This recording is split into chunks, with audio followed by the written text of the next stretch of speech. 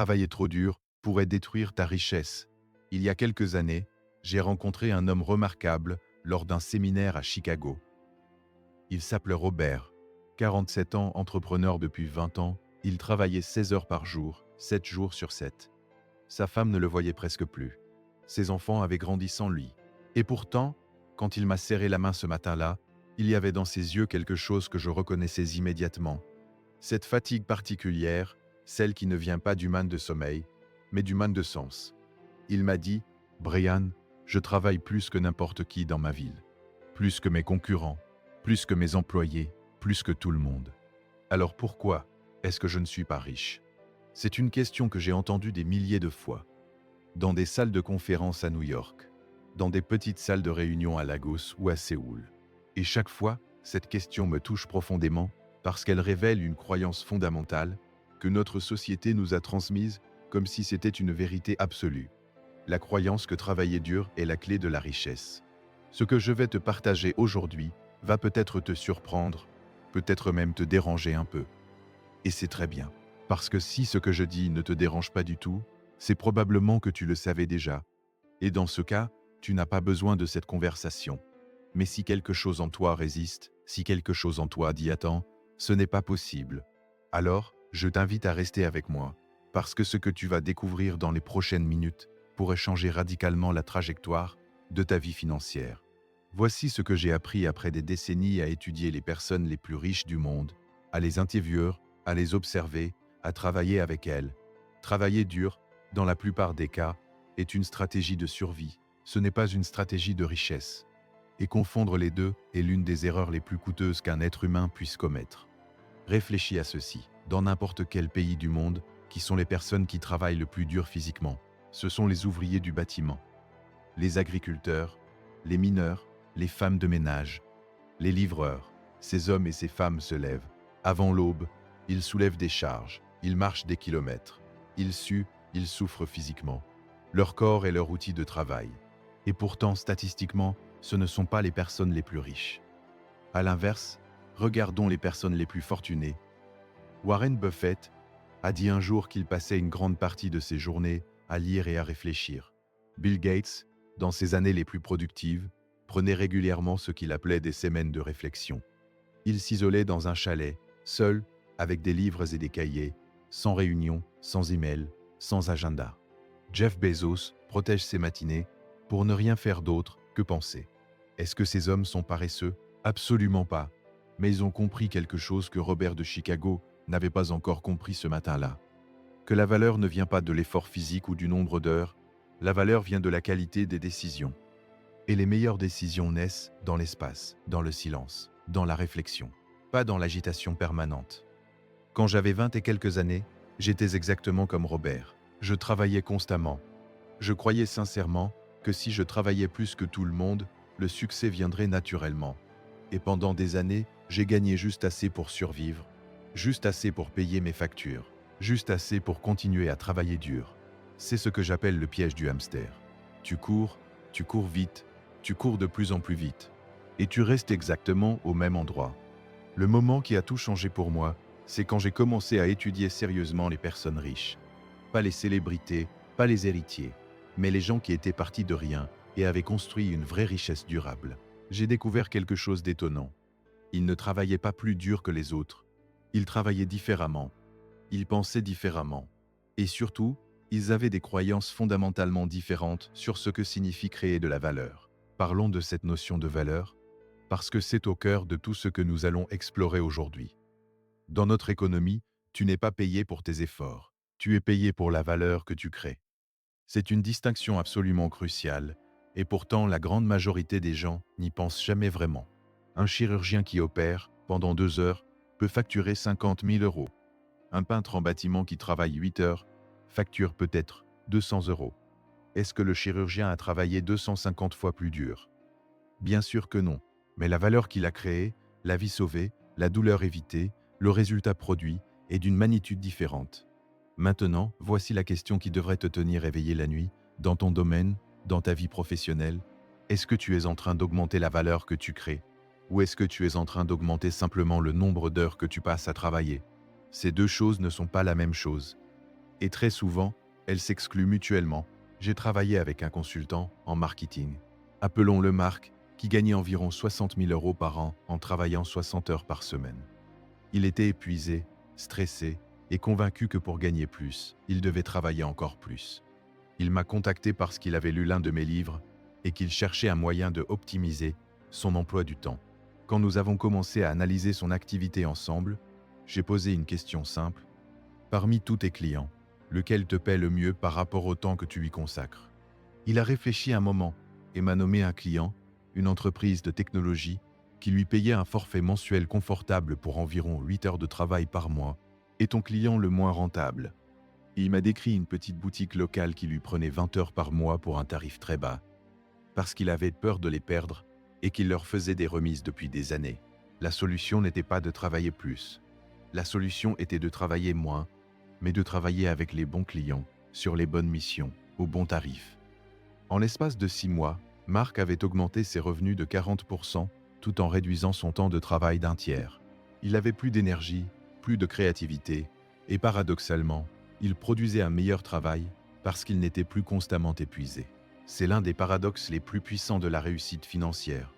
Parfois, pour gagner plus, tu dois faire moins, mais faire ce moins avec une précision, une intention et une valeur beaucoup plus élevée. Il y a une loi économique que peu de gens comprennent vraiment dans sa profondeur, et c'est la loi de l'offre et de la demande appliquée à toi-même, à tes compétences, à ce que tu offres au monde. Si tu fais quelque chose que tout le monde peut faire, ta valeur sur le marché sera toujours limitée. Peu importe à quel point tu travailles dur, peu importe combien d'heures tu consacres, si n'importe qui peut faire ce que tu fais, tu seras toujours en compétition sur le prix. Et dans une compétition sur le prix, il y aura toujours quelqu'un prêt à travailler pour moins cher que toi. Mais si tu développes une compétence rare, une combinaison unique de talents, une expertise que très peu de personnes possèdent, alors tu n'es plus en compétition. Tu es dans une catégorie à part. Et dans une catégorie à part, c'est toi qui fixes les règles. Les personnes vraiment riches ne se demandent pas « Comment puis-je travailler plus ?» Elles se demandent « Comment puis-je devenir plus rare ?» Comment puis-je créer quelque chose que les autres ne peuvent pas facilement reproduire? Voici quelque chose que j'enseigne depuis des décennies et qui continue de surprendre les gens. L'argent est une récompense pour avoir résolu des problèmes. Plus le problème que tu résous est grand, plus la récompense est grand. Plus le problème que tu résous est difficile à résoudre, c'est-à-dire moins il y a de personnes capables de le résoudre, plus la récompense est encore plus grande. Pense aux métiers les mieux rémunérés. Les chirurgiens cardiaques résolvent le problème de la mort prématurée par maladie cardiaque. Les avocats spécialisés résolvent le problème de la perte financière ou de la liberté. Les entrepreneurs technologiques résolvent des problèmes à l'échelle de millions de personnes simultanément.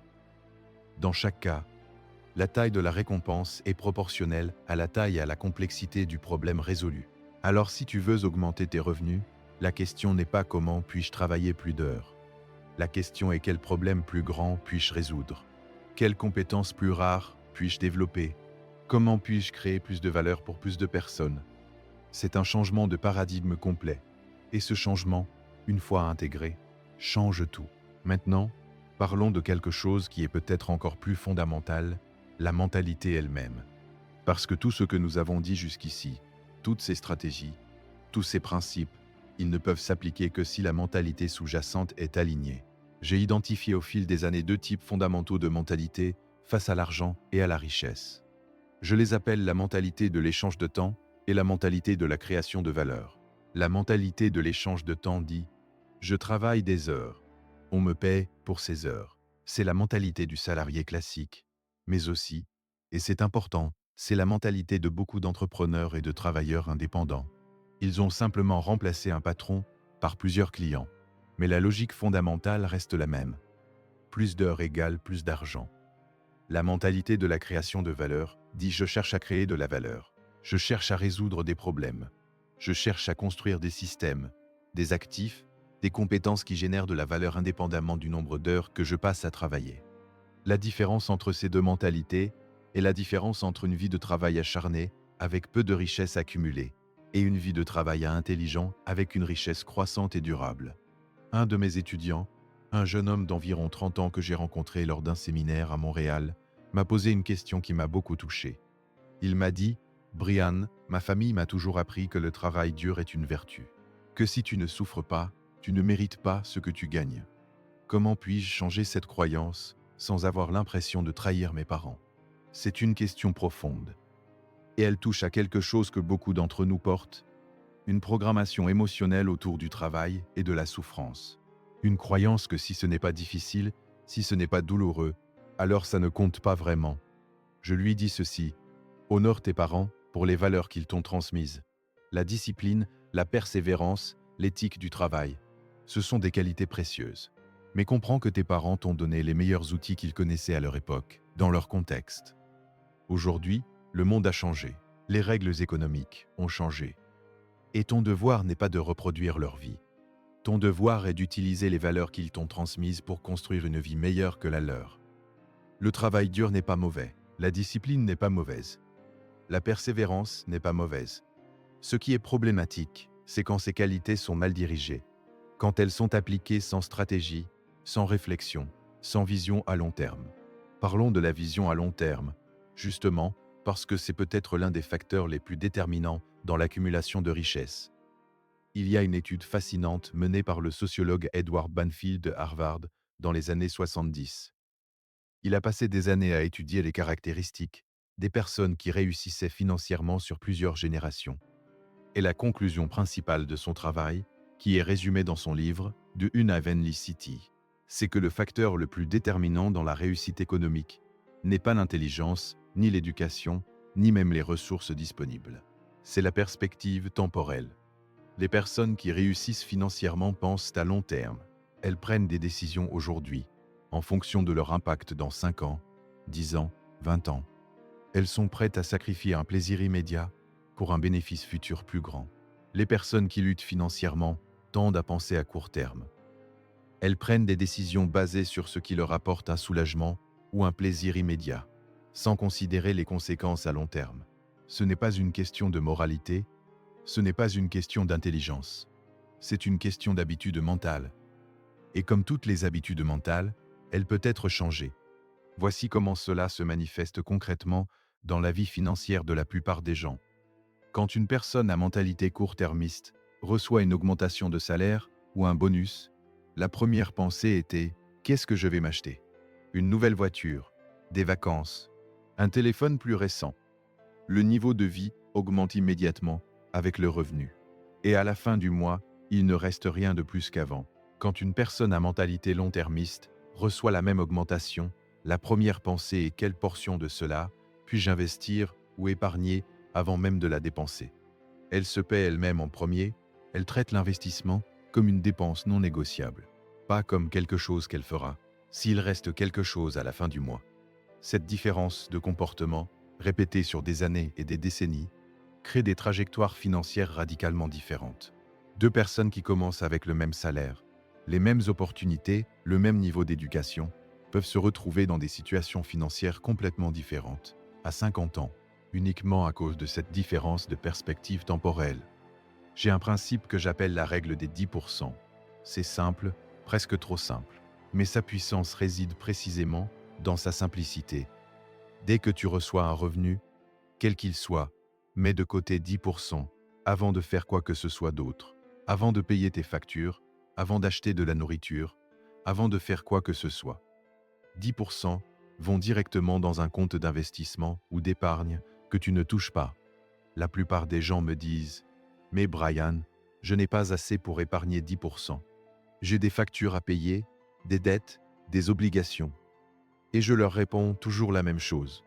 Si tu ne peux pas vivre avec 90% de ce que tu gagnes, tu ne pourras pas vivre avec 100% parce que le problème n'est pas le montant, le problème est l'habitude.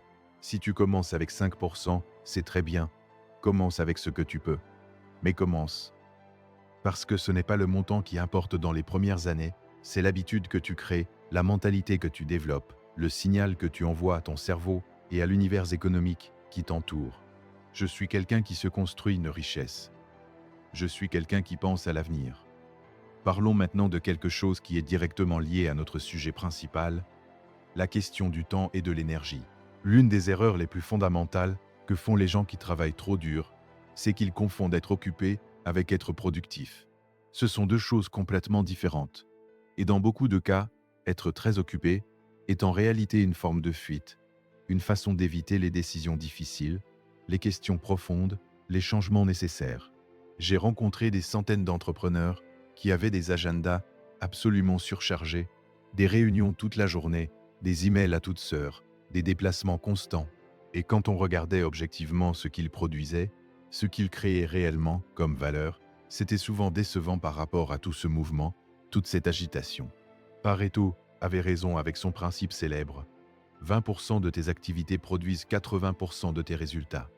Et l'inverse est aussi vrai. 80% de tes activités ne produisent que 20% de tes résultats. Ce qui signifie que si tu travailles 60 heures par semaine, environ 48 de ces heures produisent relativement peu de valeur réelle. La question n'est donc pas « comment puis-je faire plus ?» La question est comment puis-je identifier ces 20% d'activités à haute valeur et y consacrer plus de temps, d'énergie et d'attention. Voici un exercice que je donne régulièrement lors de mes séminaires. Prends une feuille de papier et liste toutes les activités que tu fais dans une semaine typique. Tout, les réunions, les emails, les appels téléphoniques, les tâches administratives, les déplacements, les conversations, tout. Maintenant, à côté de chaque activité, écris la valeur réelle qu'elle crée, en termes de revenus, de croissance, de relations importantes, d'apprentissage stratégique. Ce que la plupart des gens découvrent en faisant cet exercice est à la fois révélateur et légèrement choquant. Une grande proportion de leur temps est consacrée à des activités qui créent très peu de valeur réelle, des réunions qui auraient pu être des emails, des tâches qui auraient pu être déléguées, des habitudes de travail qui ont été développées par défaut plutôt que par design, et les activités qui créent vraiment de la valeur. Les conversations stratégiques avec des clients importants, le développement de nouvelles compétences, la réflexion sur la direction de l'entreprise, la construction de relations clés. Ces activités reçoivent souvent beaucoup moins d'attention qu'elles ne le méritent.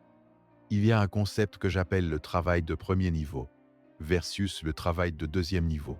Le travail de premier niveau, c'est le travail dans ton domaine, faire les choses, exécuter les tâches, produire les livrables. C'est nécessaire, mais c'est ce que tout le monde fait. Le travail de deuxième niveau, c'est le travail sur ton domaine. Réfléchir à comment tu fais les choses, identifier les améliorations, développer de nouvelles stratégies, apprendre de nouvelles compétences, construire des systèmes qui te rendent plus efficace. C'est ce que très peu de gens font, parce que c'est moins urgent, moins visible, moins immédiatement gratifiant. Mais c'est le travail de deuxième niveau qui crée la croissance exponentielle. C'est là que se trouvent les percées. C'est là que tu passes de bon à excellent, d'excellent à extraordinaire. Les personnes qui travaillent trop dur sont généralement piégées dans le travail de premier niveau. Elles sont tellement occupées à faire les choses qu'elles n'ont jamais le temps de réfléchir à comment mieux faire les choses. Et ainsi, elles restent sur le même plateau, travaillant de plus en plus dur pour maintenir les mêmes résultats. Permettons-nous une digression importante sur le sujet du repos et de la récupération, parce que c'est quelque chose que notre culture du travail acharné tend à traiter comme une faiblesse ou un luxe. C'est en réalité l'une des stratégies les plus intelligentes que tu puisses adopter. Ton cerveau, et en particulier les parties de ton cerveau responsables de la créativité, de la résolution de problèmes complexes et de la prise de décisions stratégiques, fonctionnent de manière optimale quand il est bien reposé.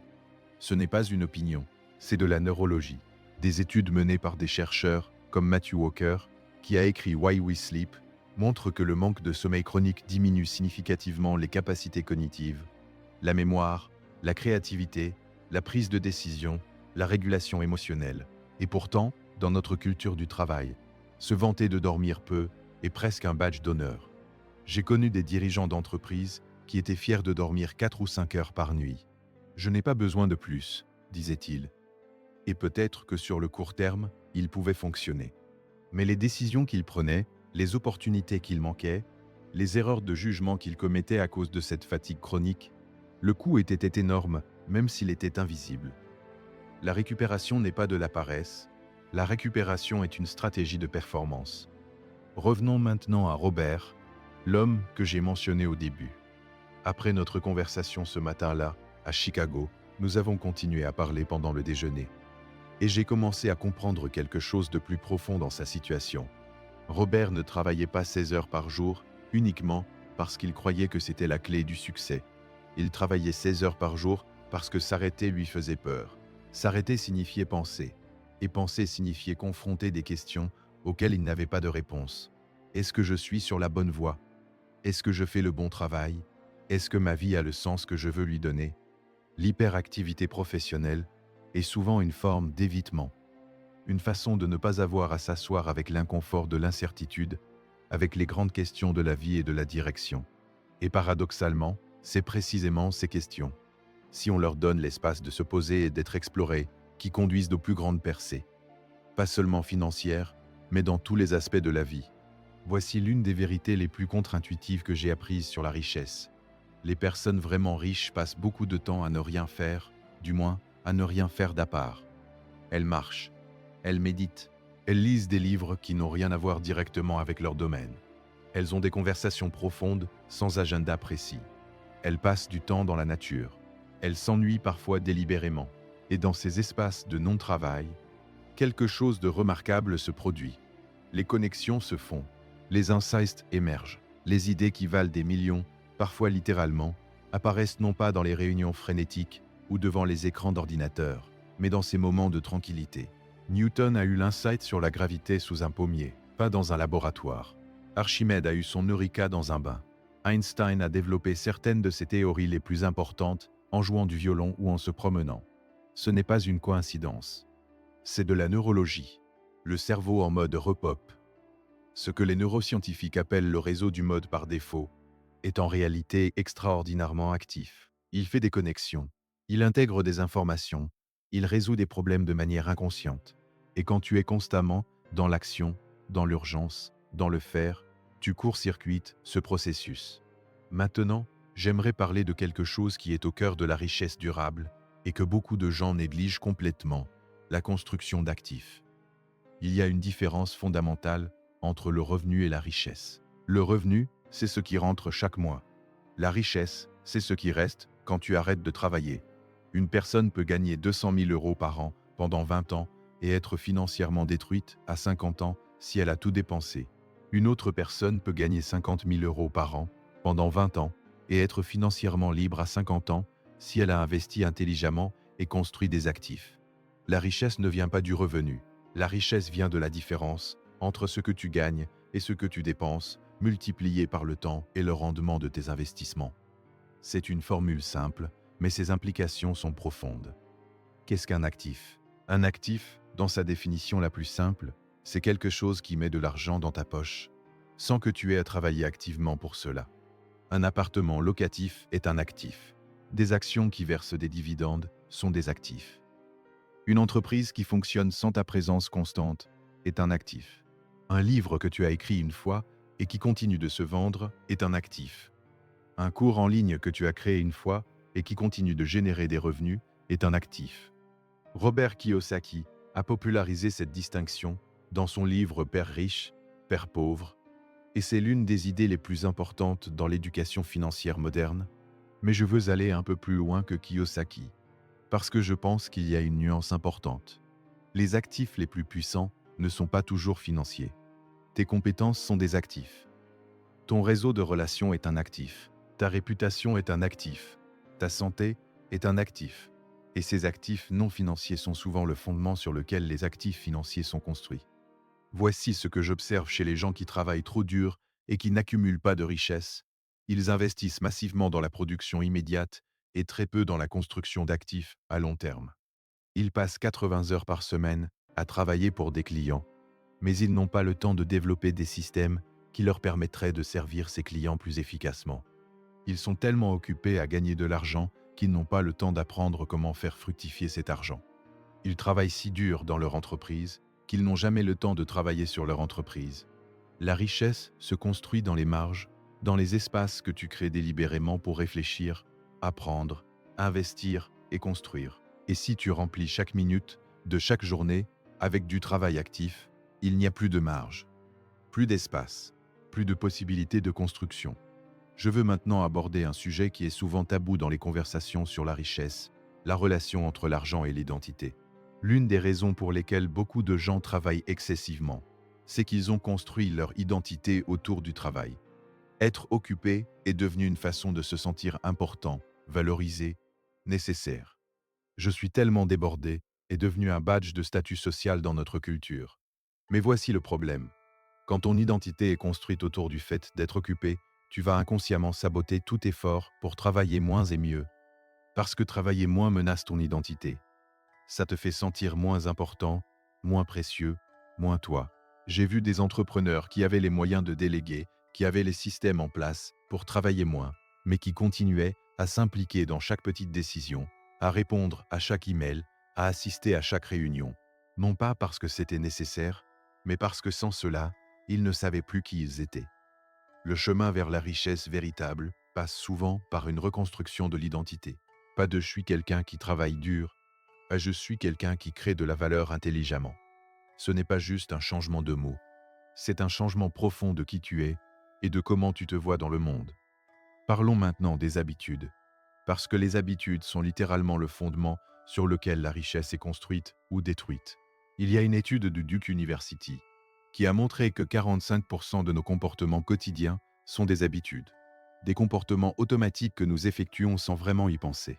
Presque la moitié de notre vie est pilotée par le pilote automatique.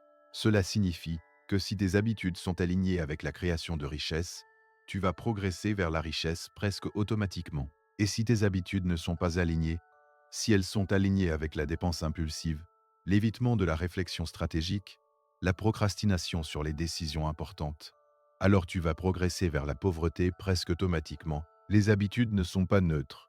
Elles te poussent soit vers l'avant, soit vers l'arrière. Il n'y a pas de position stationnaire. Voici les habitudes que j'ai observées chez les personnes qui accumulent de la richesse de manière durable et que j'ai moi-même adoptées au fil des années. Premièrement, ils planifient leur journée avant qu'elle commence. Pas pendant la journée, pas en réaction aux événements, mais avant. Ils décident à l'avance de leurs priorités, de ce qui est vraiment important, de ce qui va créer le plus de valeur. Cette habitude simple, qui prend peut-être 10 ou 15 minutes par jour, peut augmenter la productivité de 20 à 25% selon mes observations. Deuxièmement, ils commencent leur journée par leur tâche la plus importante, ce que j'appelle manger la grenouille. La tâche la plus difficile, la plus significative, celle qu'ils ont tendance à remettre à plus tard. En la faisant en premier, quand l'énergie et la concentration sont au maximum, ils s'assurent que la chose la plus importante est faite, peu importe ce qui arrive ensuite dans la journée. Troisièmement, ils apprennent continuellement. Les personnes riches lisent en moyenne 30 minutes à 1 heure par jour dans des domaines liés à leur croissance personnelle et professionnelle.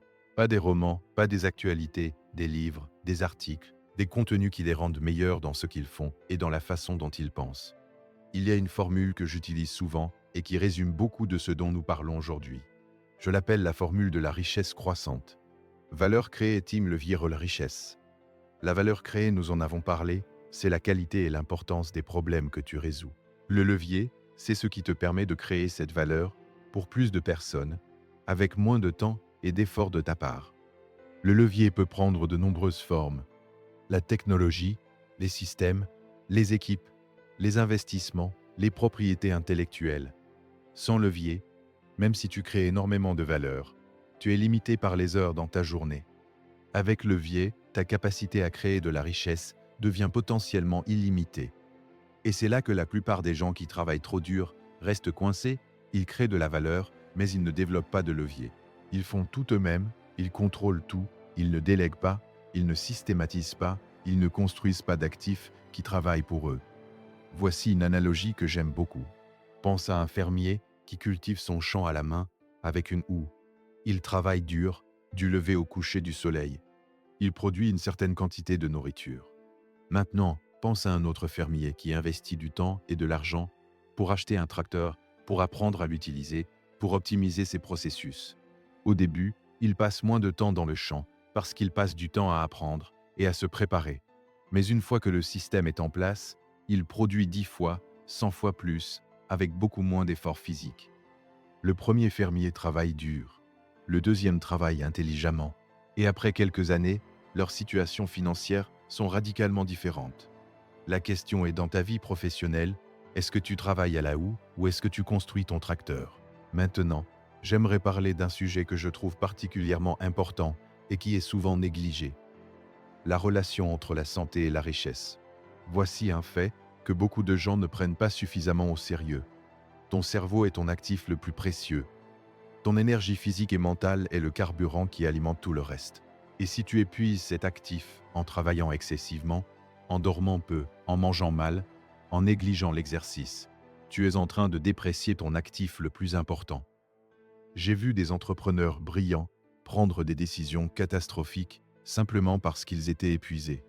Des décisions qu'ils n'auraient jamais prises s'ils avaient été reposés et en bonne santé. Des erreurs de jugement qui ont coûté des dizaines de milliers, parfois des millions d'euros. Le coût de la négligence de la santé est rarement visible immédiatement. Il se manifeste progressivement, une décision légèrement moins bonne ici, une opportunité manquée là, une relation professionnelle endommagée à cause d'un manque de patience ou d'empathie. Et après des années, l'accumulation de ces coûts invisibles peut être énorme. Investir dans ta santé, dans le sommeil, dans l'exercice, dans une alimentation de qualité, dans la gestion du stress, n'est pas un luxe. C'est l'un des investissements à rendement le plus élevé que tu puisses faire. Je veux maintenant parler de quelque chose qui est directement lié à la question du travail excessif et qui touche à la psychologie profonde de l'argent. La peur. La plupart des gens qui travaillent trop dur le font, au fond, par peur. Peur de ne pas avoir assez. Peur de l'échec. Peur du jugement des autres. Peur de perdre ce qu'ils ont construit. Peur de ne pas être à la hauteur. Et la peur est un terrible conseiller financier. Les décisions prises par peur sont presque toujours des décisions réactives, à court terme, qui sacrifient le futur pour sécuriser le présent.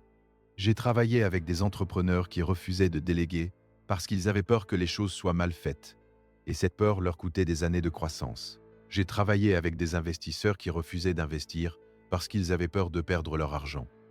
Et cette peur leur coûtait des décennies de rendements composés.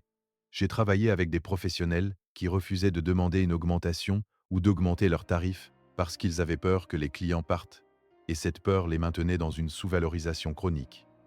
La peur n'est pas irrationnelle. Elle a une fonction, elle nous protège du danger réel. Mais quand elle s'applique à des situations qui ne sont pas réellement dangereuses, quand elle devient le moteur principal de nos décisions financières, elle devient un obstacle majeur à la richesse. Comment surmonter cette peur? La première étape, c'est de la reconnaître. Pas de la nier, pas de la combattre, mais de la voir clairement pour ce qu'elle est. Je ne délègue pas parce que j'ai peur que les choses soient mal faites. Je n'investis pas parce que j'ai peur de perdre. Je ne demande pas plus parce que j'ai peur du refus. Quand tu nommes la peur, tu la désarmes partiellement. Elle perd une partie de son pouvoir sur toi. La deuxième étape, c'est de te demander: quelle est la pire chose qui pourrait vraiment arriver si je faisais ce que j'évite? Souvent, quand on examine honnêtement la pire chose possible, elle est beaucoup moins catastrophique qu'on ne le craignait. Et même si elle était catastrophique, tu pourrais probablement t'en remettre. La troisième étape, c'est l'action progressive. Pas un grand saut dans le vide, mais un petit pas dans la direction de ce que tu évites. Délègue une petite tâche. Investis un petit montant. Demande une légère augmentation. Et observe ce qui se passe. Dans la grande majorité des cas, ce qui se passe est bien meilleur que ce que la peur t'avait prédit. Voici quelque chose que j'ai appris en observant des centaines d'entrepreneurs à travers les années. Les personnes qui réussissent financièrement ne sont pas celles qui ne ressentent pas la peur. Ce sont celles qui agissent malgré la peur. Elles ont développé ce que j'appelle le courage de l'action, la capacité à avancer même quand c'est inconfortable, même quand l'issue n'est pas certaine, même quand la peur est présente. Ce courage ne vient pas de nulle part, il se développe progressivement, à travers chaque petite action courageuse que tu prends. Chaque fois que tu fais quelque chose qui te fait peur et que tu survives. Et presque toujours, tu survives. Tu envoies un signal à ton cerveau. Je peux gérer ça. Je suis plus fort que ma peur. Et avec le temps, le cercle de ce que tu es capable de faire s'élargit. Les risques que tu es prêt à prendre deviennent plus grands. Les opportunités que tu es prêt à saisir deviennent plus significatives. Et ta richesse croît en proportion directe avec l'expansion de ce cercle de courage. Maintenant, parlons de quelque chose de très concret, les décisions financières spécifiques qui séparent les personnes riches des personnes qui travaillent dur sans accumuler de richesse. La première décision, et peut-être la plus importante, c'est la décision de se payer en premier. Nous en avons parlé brièvement, mais je veux y revenir parce que c'est vraiment fondamental. Dans la plupart des ménages, voici ce qui se passe. Les revenus arrivent, les dépenses sont payées, et s'il reste quelque chose, peut-être qu'une partie est épargnée. C'est la formule de la pauvreté déguisée en gestion financière responsable. La formule de la richesse est inversée. Les revenus arrivent, une portion est immédiatement mise de côté pour l'investissement et le reste est utilisé pour les dépenses.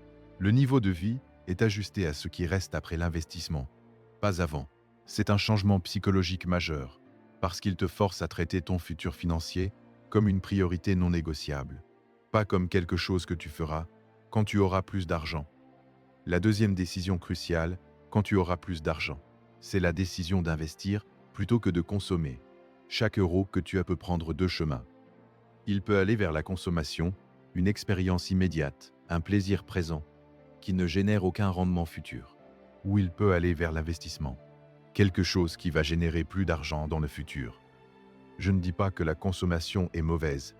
Profiter de la vie est important, et l'argent est un outil pour créer des expériences et du bonheur. Mais il y a une différence entre une consommation consciente, choisie délibérément, et une consommation habituée, automatique, qui vide les comptes sans apporter de satisfaction durable. Les personnes riches font des choix de consommation conscients. Elles savent exactement ce qu'elles dépensent, pourquoi elles le dépensent, et quelle valeur cela apporte à leur vie. Elles ne dépensent pas par habitude, par ennui, par pression sociale ou pour compenser un manque émotionnel. La troisième décision, c'est la décision d'apprendre continuellement sur l'argent et les investissements. L'ignorance financière est coûteuse. Et pourtant, dans la plupart des systèmes éducatifs du monde, on n'enseigne pratiquement rien sur la gestion de l'argent, l'investissement, la fiscalité, la construction de richesses. On sort de l'école avec des connaissances en littérature, en histoire, en mathématiques, mais sans les bases de l'éducation financière. Résultat, la plupart des gens prennent des décisions financières importantes. Acheter une maison, choisir un plan de retraite, gérer des dettes, sans vraiment comprendre ce qu'ils font. Ils suivent des conseils génériques, imitent ce que leurs parents ont fait ou font confiance à des experts sans pouvoir évaluer la qualité de ces conseils.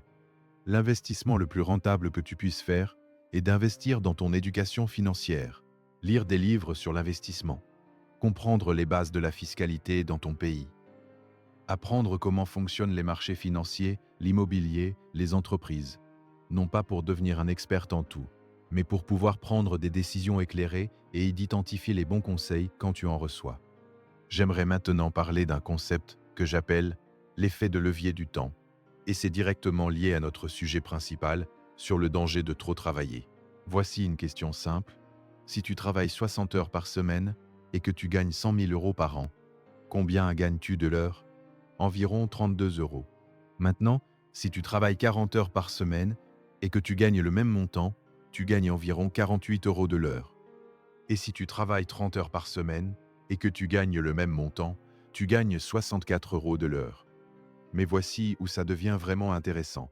Si, avec les 20 heures libérées, tu développes une compétence qui te permet de doubler tes revenus, maintenant tu travailles 30 heures par semaine pour 200 000 euros par an, soit 128 euros de l'heure.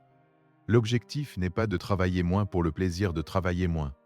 L'objectif est de libérer du temps et de l'énergie pour les investir dans des activités à plus haute valeur, qu'il s'agisse de développer des compétences, de construire des actifs ou simplement de réfléchir stratégiquement à ta direction. Voici quelque chose que j'ai observé chez presque tous les entrepreneurs et professionnels qui ont réussi à transformer leur situation financière de manière significative. À un moment donné dans leur parcours, ils ont pris une décision fondamentale. Ils ont décidé de valoriser leur temps différemment. Ils ont commencé à se demander, pour chaque activité, est-ce que cette activité est à la hauteur de la valeur que je veux créer? Est-ce que c'est la meilleure utilisation de mon temps et de mon énergie? Et quand la réponse était non, ils ont commencé à déléguer, à automatiser, à éliminer. Cette décision est souvent difficile au début, parce qu'elle implique de lâcher le contrôle, de faire confiance à d'autres personnes, de payer pour des services qu'on pourrait techniquement faire soi-même. Mais c'est précisément ce lâcher-prise qui libère l'espace nécessaire à la croissance. Je veux partager avec toi une distinction que j'ai développée au fil des années et qui m'a personnellement beaucoup aidé. Je fais la différence entre le travail qui me rapproche de mes objectifs et le travail qui me maintient en place. Le travail qui me rapproche de mes objectifs, c'est le travail stratégique. Les activités à haute valeur qui construisent vers quelque chose de plus grand. Écrire un livre, développer un nouveau programme, construire une relation clé, apprendre une compétence transformatrice. créer un système qui va générer de la valeur de manière autonome. Le travail qui me maintient en place, c'est le travail opérationnel, les activités nécessaires pour maintenir le statu quo, mais qui ne créent pas de croissance. Répondre aux emails, assister à des réunions routinières, gérer des tâches administratives, résoudre des problèmes récurrents. Les deux types de travail sont nécessaires. Mais la proportion dans laquelle tu y consacres ton temps et ton énergie détermine en grande partie ta trajectoire financière. Si 80% de ton temps va au travail qui te maintient en place et 20% au travail qui te rapproche de tes objectifs, tu vas progresser lentement. Si tu inverses ces proportions, ta progression devient exponentielle. Maintenant, j'aimerais aborder quelque chose d'important sur les relations et la richesse. Parce que l'un des coûts cachés du travail excessif, c'est le coût sur les relations, et les relations ont une valeur économique réelle, pas seulement émotionnelle. Ton réseau de relations est l'un de tes actifs les plus précieux. Les opportunités d'affaires, les partenariats, les recommandations, les collaborations, tout cela passe par des relations humaines. Et les relations se construisent dans le temps, dans la présence, dans l'attention. Quand tu travailles 60 ou 70 heures par semaine, tu n'as plus de temps pour entretenir tes relations importantes. Tu ne prends plus de café avec des collègues ou des partenaires potentiels. Tu ne vas plus aux événements de ton secteur. Tu ne restes plus en contact avec d'anciens clients ou collaborateurs. Et progressivement, ton réseau se rétrécit, s'appauvrit, perd de sa vitalité. Des études sur les entrepreneurs à succès montrent régulièrement que les opportunités les plus importantes de leur vie professionnelle sont venues de leur réseau, d'une conversation fortuite, d'une introduction par un ami commun, d'une rencontre dans un événement. Ces opportunités ne se créent pas quand tu es enfermé dans ton bureau à travailler frénétiquement. Il y a aussi la question de la famille et des relations proches. Je sais que c'est un sujet sensible, mais je pense qu'il est important d'en parler honnêtement. J'ai rencontré des centaines d'entrepreneurs qui ont sacrifié leurs relations les plus proches sur l'autel du travail, qui ont manqué les premières années de leurs enfants, qui ont vu leur mariage se détériorer, qui se sont retrouvés seuls au sommet d'une réussite financière qui avait perdu tout son sens. La richesse financière sans richesse relationnelle est une forme de pauvreté. Et les relations, surtout les relations les plus proches, ont besoin d'investissement en temps et en présence, tout comme les actifs financiers ont besoin d'investissement en argent. Je ne dis pas que tu dois sacrifier ta carrière pour ta famille ou ta famille pour ta carrière. Je dis que les deux sont possibles, mais seulement si tu travailles intelligemment plutôt que simplement beaucoup. Seulement si tu crées de la valeur efficacement plutôt que de remplir ton temps avec du travail. Voici quelque chose que j'appelle le paradoxe de la présence. Quand tu es physiquement présent, mais mentalement absent, quand tu es à la table du dîner avec ta famille mais que tu penses à tes emails, quand tu es au parc avec tes enfants, mais que tu réponds à des messages, tu paies le coût de la présence sans en recevoir les bénéfices. Et les coûts s'accumulent, la frustration de ta famille, la culpabilité que tu ressens, la tension dans tes relations. Mais les bénéfices, la connexion profonde, la récupération émotionnelle, la joie simple d'être présent, tu ne les reçois pas. La vraie présence, être pleinement là, mentalement et émotionnellement, pas juste physiquement, est l'une des compétences les plus précieuses que tu puisses développer. Elle améliore tes relations, elle améliore ta créativité, elle améliore ta capacité à prendre de bonnes décisions, et elle ne coûte rien d'autre que l'attention. Revenons maintenant à quelque chose de très pratique. Comment est-ce qu'on fait concrètement la transition d'une mentalité de travail acharné à une mentalité de création de valeur intelligente? La première étape, c'est la clarté sur ce que tu veux vraiment. Pas ce que tu penses que tu devrais vouloir, pas ce que ta famille ou la société attend de toi, mais ce que toi, profondément, tu veux pour ta vie. Quelle est ta vision de la vie idéale dans 5 ans, 10 ans, 20 ans? Cette clarté est fondamentale parce qu'elle guide toutes tes décisions. Quand tu sais clairement où tu vas, il devient beaucoup plus facile de distinguer les activités qui te rapprochent de cet objectif de celles qui t'en éloignent. La deuxième étape, c'est l'audit honnête de ton temps actuel. Pendant une semaine, note tout ce que tu fais et combien de temps ça prend. Puis évalue chaque activité. Est-ce que ça me rapproche de ma vision? Est-ce que c'est à la hauteur de la valeur que je veux créer? Est-ce que je suis la seule personne qui peut faire ça? La troisième étape, c'est l'élimination progressive. Commence à identifier les activités à faible valeur que tu peux éliminer, déléguer ou automatiser. Commence petit, peut-être 1 ou 2 choses par semaine. Et utilise le temps libéré pour des activités à haute valeur. La quatrième étape, c'est le développement continu. Investis régulièrement dans ton éducation, des livres, des formations, des mentors, des séminaires. Développe des compétences qui augmentent ta valeur sur le marché. Apprends comment l'argent fonctionne, comment les investissements fonctionnent, comment construire des actifs. La cinquième étape, c'est la patience et la persévérance. Les changements dont nous parlons ne se produisent pas du jour au lendemain. Construire une richesse durable prend du temps, généralement des années, parfois des décennies. Et pendant ce temps, il y aura des moments de doute, des revers, des périodes où les progrès semblent trop lents. C'est là que la mentalité long-termiste que nous avons évoquée devient cruciale. Garder les yeux sur l'horizon, maintenir le cap même quand les résultats immédiats sont décevants. Faire confiance au processus, c'est ce qui sépare ceux qui finissent par réussir de ceux qui abandonnent juste avant la percée. Je veux te parler d'un concept que j'appelle l'intérêt composé de la compétence. Tout le monde connaît l'intérêt composé en finance, l'idée que les rendements génèrent eux-mêmes des rendements, créant une croissance exponentielle au fil du temps. La même logique s'applique aux compétences et à la connaissance. Chaque chose que tu apprends s'ajoute à ce que tu sais déjà et crée de nouvelles connexions, de nouvelles possibilités, de nouvelles applications. Une compétence développée aujourd'hui ouvre la porte à de nouvelles compétences demain. Et avec le temps, l'accumulation de ces compétences crée une expertise rare qui a une valeur économique exponentiellement plus grande que la somme de ses parties. C'est pourquoi l'investissement dans l'apprentissage est si puissant. Non seulement parce que chaque nouvelle compétence a une valeur immédiate, mais parce que les compétences se combinent et se renforcent mutuellement, de manière que tu ne peux pas toujours prévoir. Il y a une question que j'aime poser lors de mes séminaires, et je vais te la poser maintenant. Si tu avais tout l'argent dont tu as besoin, si l'argent n'était plus un facteur, qu'est-ce que tu ferais différemment dans ta vie professionnelle ? Prenons un moment avec cette question, vraiment. Pour beaucoup de gens, la réponse révèle quelque chose d'important. Certains disent qu'ils feraient le même travail, mais avec plus de liberté, plus de créativité, moins de pression. D'autres disent qu'ils feraient quelque chose de complètement différent. D'autres encore réalisent qu'ils travailleraient beaucoup moins ou différemment, ou sur des projets qui ont plus de sens pour eux. Ce que cette question révèle, c'est souvent la distance entre ta vie professionnelle actuelle et ta vie professionnelle idéale. Et cette distance est importante à connaître parce qu'elle te dit quelque chose sur ce qui te motive vraiment et sur ce qui ne te motive pas. Parce que voici la vérité, si tu fais un travail que tu n'aimes pas vraiment, tu vas toujours avoir tendance à le faire de manière moins créative, moins innovante, moins efficace que quelqu'un qui est profondément passionné par ce qu'il fait. Et dans un monde où la valeur vient de plus en plus de la créativité, de l'innovation et de l'expertise profonde, cette différence est économiquement significative. Je ne suis pas en train de dire que tu dois suivre ta passion et que l'argent suivra automatiquement. Ce conseil, aussi bien intentionné soit-il, est souvent mal appliqué.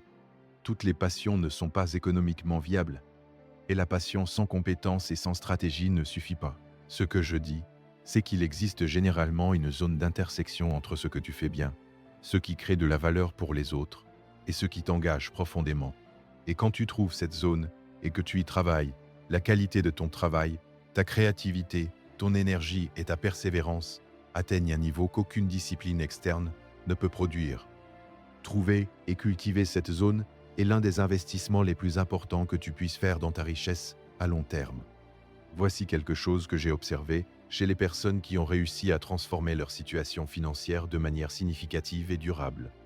Elles ont toutes, à un moment donné, fait face à un choix difficile, un choix qui impliquait de sacrifier quelque chose d'immédiat pour quelque chose de futur. Pour certains, c'était de réduire leur niveau de vie pendant quelques années pour pouvoir investir plus. Pour d'autres, c'était de quitter un emploi sécurisé pour poursuivre une opportunité plus risquée mais plus prometteuse. Pour d'autres encore, c'était de déléguer des responsabilités et d'accepter que les choses soient faites différemment. Pas parfaitement selon leurs standards, mais suffisamment bien pour libérer leur temps pour des activités plus importantes. Ces choix difficiles sont des points de bifurcation, des moments où deux chemins divergents, l'un vers le confort immédiat et la stagnation, l'autre vers l'inconfort temporaire et la croissance, et la capacité à choisir le deuxième chemin. Encore et encore, est ce qui définit en grande partie le parcours financier d'une personne. Je veux maintenant parler d'un sujet qui est souvent évité dans les conversations sur la richesse, mais qui est absolument crucial, l'échec. L'une des raisons pour lesquelles beaucoup de gens travaillent trop dur sans prendre de risques intelligents, c'est la peur de l'échec. Ils préfèrent la sécurité d'un travail acharné connu à l'incertitude d'une tentative qui pourrait échouer. Mais voici ce que j'ai appris en étudiant les histoires de presque toutes les personnes qui ont atteint une richesse significative. Elles ont toutes échoué. Souvent plusieurs fois, parfois de manière spectaculaire.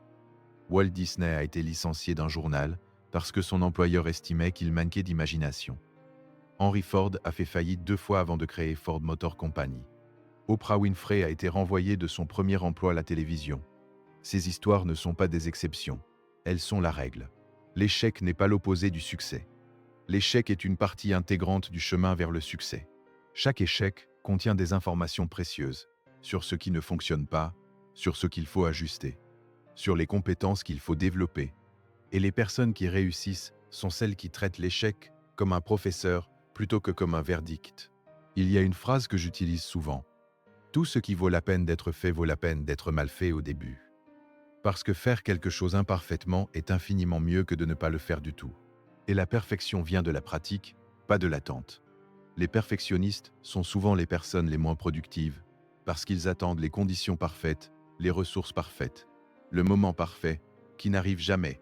Pendant ce temps, les personnes qui agissent, qui essayent, qui échouent et qui s'améliorent progressent de manière exponentielle. Nous approchons de la fin de notre conversation et j'aimerais te laisser avec quelques pensées synthétiques, des principes que tu peux emporter avec toi et appliquer immédiatement dans ta vie. Le premier principe, la richesse n'est pas le résultat du travail acharné. Elle est le résultat de la valeur créée, du levier développé et du temps comme allié plutôt que comme ennemi. Le deuxième principe, ton temps est ton actif le plus précieux et le plus irremplaçable. Chaque heure que tu investis dans une activité à faible valeur est une heure que tu n'as pas investie dans une activité à haute valeur. Traite ton temps avec le même respect et la même intention que tu traiterais un investissement financier important. Le troisième principe, l'éducation continue est l'investissement à rendement le plus élevé que tu puisses faire. Lire, apprendre, se développer, ce ne sont pas des luxes pour quand tu auras du temps libre. Ce sont des priorités stratégiques qui doivent être protégées dans ton agenda. Le quatrième principe, construis des actifs, pas seulement des revenus. Pense constamment à comment transformer ton travail en quelque chose qui génère de la valeur indépendamment de ta présence active. Le cinquième principe, la perspective temporelle est déterminante. Développe l'habitude de penser à long terme, de prendre des décisions aujourd'hui qui serviront ton futur, même si elles impliquent un sacrifice immédiat. Le sixième principe, prends soin de ton énergie aussi soigneusement que de ton argent. Le sommeil, l'exercice, la nutrition, la récupération mentale, ce ne sont pas des indulgences. Ce sont des investissements dans ta capacité à performer au plus haut niveau. Le septième principe, cultive tes relations avec intention. Ton réseau est un actif précieux. Les personnes qui t'entourent influencent ta façon de penser, tes opportunités et ton niveau d'énergie. Investis dans les relations qui t'élèvent et qui créent de la valeur mutuelle. Le huitième principe, confronte la peur avec courage et action progressive. La peur est inévitable sur le chemin de la croissance. La clé n'est pas de l'éliminer, mais d'agir malgré elle, de manière progressive et stratégique. Le neuvième principe, sois patient avec les résultats, mais impatient avec les actions. La richesse durable se construit lentement, mais les actions qui la construisent doivent être prises maintenant, pas plus tard. Voici ce que je voudrais que tu retiennes par-dessus tout.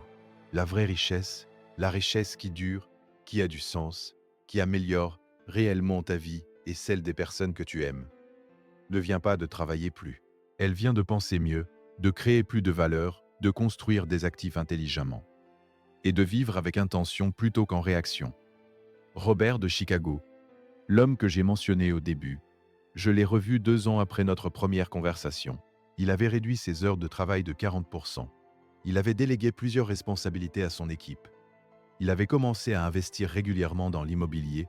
Il avait repris le dîner en famille tous les soirs. Et ses revenus avaient augmenté de 30%.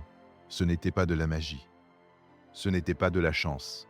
C'était le résultat d'un changement de mentalité, suivi d'un changement de comportement, suivi d'un changement de résultat, dans cet ordre précis. La mentalité vient en premier, toujours. Je veux terminer avec quelque chose de personnel. Pendant des années, dans ma propre vie, j'ai cru que travailler plus était la réponse. J'ai travaillé dur, très dur. Et j'ai obtenu des résultats, mais jamais autant que lorsque j'ai commencé à travailler différemment, lorsque j'ai commencé à prendre du recul, à réfléchir stratégiquement, à investir dans mon éducation, à construire des systèmes, à déléguer ce qui pouvait l'être.